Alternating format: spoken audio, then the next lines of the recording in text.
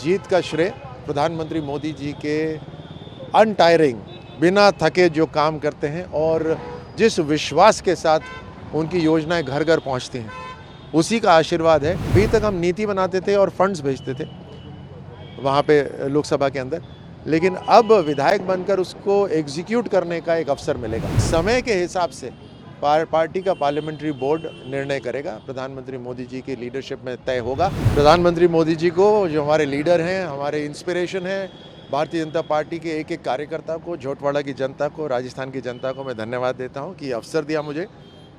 विधायक बनकर अपने झोटवाड़ा की, राजस्थान की सेवा करने का। और इस जीत का श्रेय प्रधानमंत्री मोदी जी के अनटायरिंग, बिना थके जो काम करते हैं और जिस विश्वास के साथ उनकी योजनाएं घर घर पहुंचती हैं, उसी का आशीर्वाद है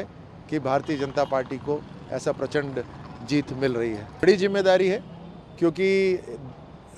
दायरा भले ही क्षेत्रफल छोटा हो, लेकिन जिस गहराई तक काम करना पड़ता है, जिस गहराई तक लोगों को जानना और उनकी समस्याओं का समाधान करना पड़ता है, उसमें एक संतुष्टि भी है और वो अपने आप में एक बहुत बड़ा काम है और बड़ी जिम्मेदारी है।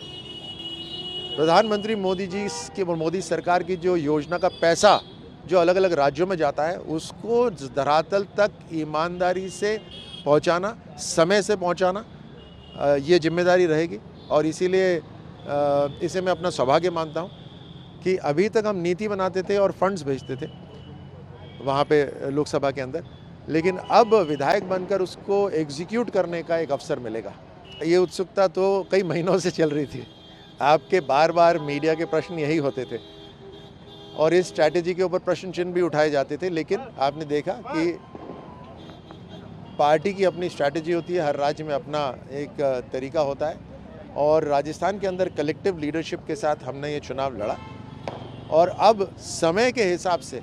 पार्टी का पार्लियामेंट्री बोर्ड निर्णय करेगा, प्रधानमंत्री मोदी जी की लीडरशिप में तय होगा। और फिर जैसे भी जिसको जिम्मेदारी मिलेगी, हम सब मिलकर राजस्थान के अंदर एक ऐसा